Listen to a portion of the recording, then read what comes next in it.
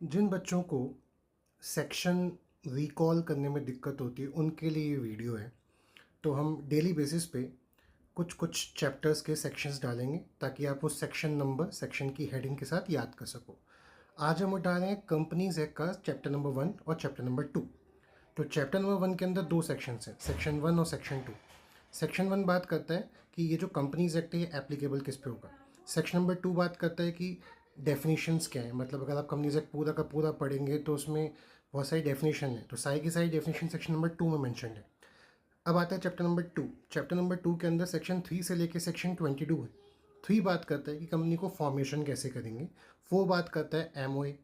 5 बात करता है एओए के बारे में। 6 बात करता है कि सबसे ऊपर एक्ट कंसीडर किया जाएगा, उसके बाद एमओए को तवज्जो देंगे, उसके नीचे एओए को तवज्जो देंगे, यानी एक्ट जो है वो ओवरराइड करेगा एमओए और एओए को। सेक्शन 7 बात करता है इनकॉर्पोरेशन के बारे में, कंपनी को इनकॉर्पोरेट कैसे करेंगे।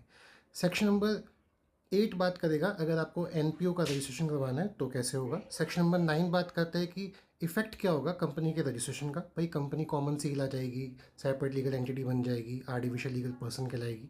सेक्शन नंबर 10 बात करता है कि इफेक्ट क्या होगा एमओए एओ का। तो एमओए एओ कुछ भी नहीं, एक तरीके से कॉन्ट्रैक्ट है किसके बीच, कंपनी और मेंबर्स के बीच। सेक्शन नंबर 10A आता है, फिर आप कब तक अपने बिजनेस को कमेंट्स नहीं कर सकते, आपको पहले बताना पड़ता है कि हमने अपना रजिस्टर्ड ऑफिस खोल लिया तभी आप कमेंट्स कर पाएंगे। सेक्शन 11 ओमिट हो चुका है।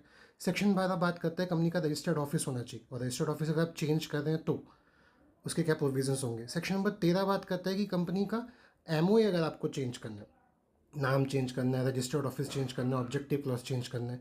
रजिस्टर्ड ऑफिस अगर एक स्टेट से बाहर चेंज कर दो तो वो सेक्शन 12 में नहीं, सेक्शन 13 में चेंज होगा। सेक्शन 14 बात करता है कि आप आर्टिकल्स को कैसे चेंज कर सकते हैं, ठीक है। सेक्शन 15 बात करता है फिर आपका कि अगर आपने एमओए एओए में कोई चेंजेस किए हैं तो आपको वो हर कॉपी में नोट करना पड़ेगा। सेक्शन 16 ये कहता है कि अगर आपकी कंपनी का नाम आ चुका है और सेंट्रल गवर्नमेंट को आपका कंपनी का नाम पसंद नहीं है तो वो चेंज करवा देगी। सेक्शन नंबर 17 बात करता है कि मेंबर्स के मांगने पे आपको एमओए एओए देने पड़ेंगे। सेक्शन 18 बात करता है कि कंपनी अगर कन्वर्ट हो रही है भाई ओपीसी से प्राइवेट कंपनी में तो उसका प्रोसीजर क्या रहेगा। सेक्शन नंबर 19 बात करता है कि जो सब्सिडरी कंपनी है वो होल्डिंग कंपनी के शेयर्स होल्ड नहीं कर सकती, बट इसके 3 एक्सेप्शन हैं। सेक्शन नंबर 20 बात करता है कि डॉक्यूमेंट सर्व का होंगे, सर्विस ऑफ डॉक्यूमेंट कैसे कंसीडर होगा, उसके रूल्स क्या होंगे। सेक्शन नंबर 21 बात करता है कि कंपनी का कोई भी कागज़ अगर ऑथेंटिकेट करना है तो वो कैसे होगा। एंड 22 बात करता है कि अगर आपका बिल ऑफ एक्सचेंज आपको एग्जीक्यूट करना है तो उसके प्रोसीजर्स क्या होंगे।